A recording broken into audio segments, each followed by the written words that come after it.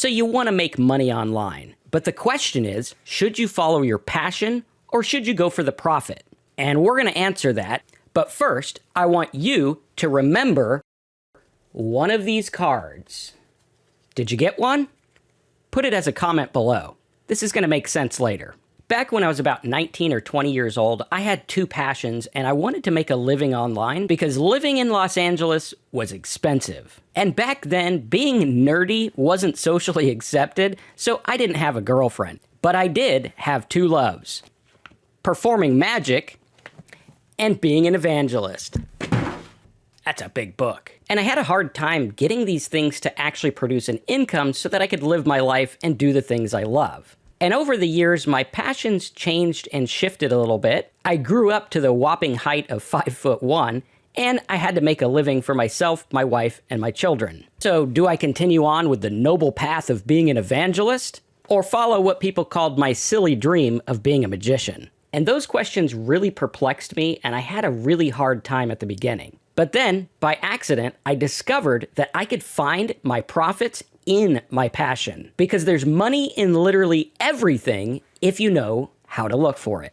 Let me explain what I mean. First, if we look at my two passions, you can actually see there's people making lots of money within those niche markets. And yes, your passion equates to a niche market. You see, back when I was doing magic, I was always looking for new tricks and new things that I could perform so that I could do better shows and make more money and kind of have fun with it. It was my passion, so I went crazy spending on this kind of stuff.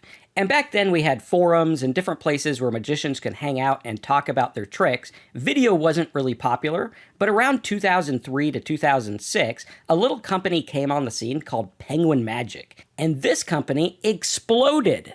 They simply started teaching magic tricks on YouTube and different forums and driving people to their magic store to buy the various tricks and the videos to learn how to do them. Fast forward about 20 years later, this company's raking in about $54 million a year.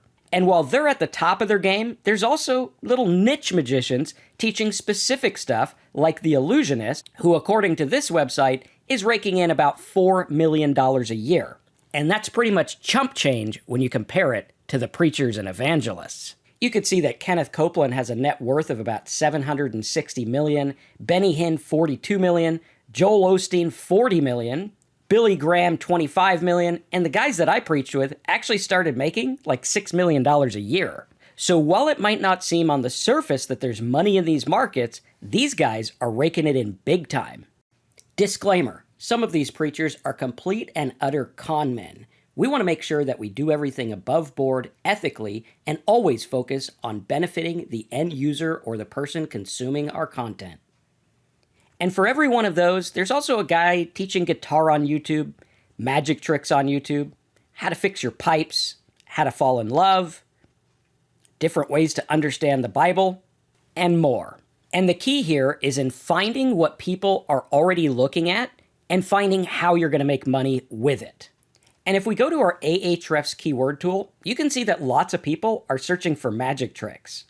They even search for specific things like how to do a double lift, which in magician's term is picking up two cards at the same time, making it look like one.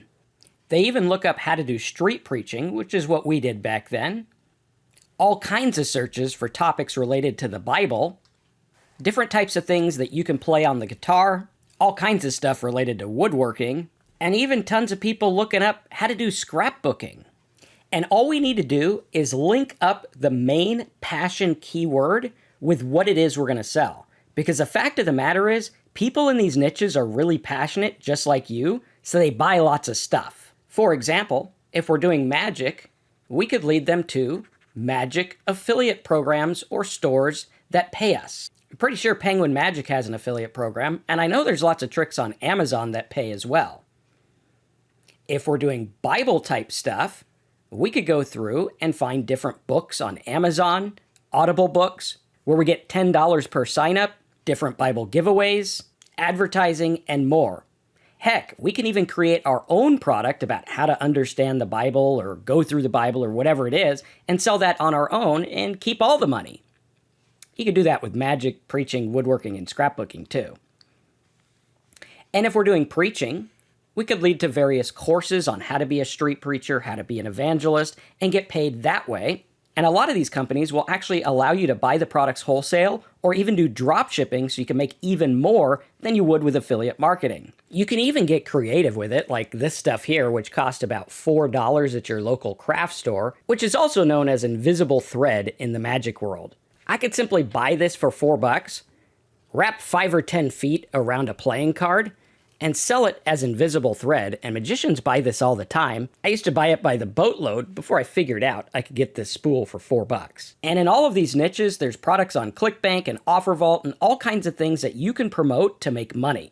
For example, in the woodworking niche, you could see this offer pays $64 and they get a bunch of woodworking plan. And they get a bunch of woodworking plans. Here's another one that pays $25 a sale. And all you got to do is talk about stuff you love and drive them to things that make you money. And if you're doing magic and mentalism, this one pays $166 per sale of a mentalism type book where they could learn to do stuff like David Blaine. There's also different programs about scrapbooking where they get templates and all kinds of cool stuff, and it pays you when they buy stuff. Heck, you can even link as an affiliate to offers on like Joann's Fabrics or Michael's or any other craft store that pays you money when you send visitors their way. You can also see they have Through the Bible and Bible devotionals and all kinds of things like that. And if we take a look at OfferVault, there's all kinds of offers we could promote to these Bible people that have a religious slant to them. Now, when you're armed with the information about how you're going to make money with your passion niche, then you want to go through and make a plan. It's important here not to put the cart before the horse. Don't just go into your passion blindly because you like it. Figure out how you're going to make money before you start. This is going to save you all kinds of headaches. Trust me, I've been doing this for 21 years and I've seen it a million times. The next thing you're going to want to do is get yourself a domain name and a blog or website. This is going to be where you talk about your passion. I find that the easiest way to do this is using a WordPress site, and you can get a domain name and WordPress over at gohubsite.com. We'll show you how to set it up in about 15 minutes with a custom theme and everything ready to go so that you could start making money. And then what you're going to do is you're going to make a content delivery plan. And the way you're going to make your content plan is by figuring out where these people are hanging out. If there's a bunch of magicians, are they on forums? Are they on YouTube? Are they reading blogs? What are they doing? And as it turns out, Penguin Magic became one of the top magic stores in the United States because they had a content strategy around YouTube. The guys I used to preach with also have a big YouTube channel that funnels people into their products, which are gospel tracts and training courses on how to be an evangelist. And you got to think about this objectively because, it might be different when you get to a different niche. If you're doing recipes, maybe they're looking for like a quick recipe or a blog post and not watching an hour-long video on how to make chicken parmesan. Then what you're going to do is follow the content strategy around what people are searching for and around what they're already consuming. Whether it's a video, a blog post, your job is to get in front of them and help them out. And it's actually not that difficult to do. It just takes a little bit of effort and the ability to stick to it and refine and grow. And if you focus on your niche and the way you're going to make money and your content strategy, boom, you could build something of value that'll pay you for years to come.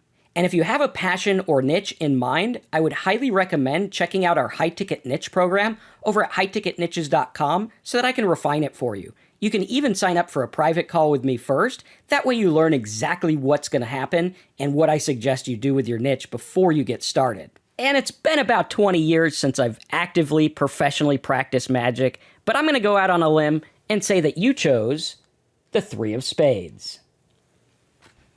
And if you like this video and you want to learn more about how to make money with your passion, affiliate marketing, or any way online, make sure you subscribe, click the bell, and check out the next video that's going to pop up around here somewhere.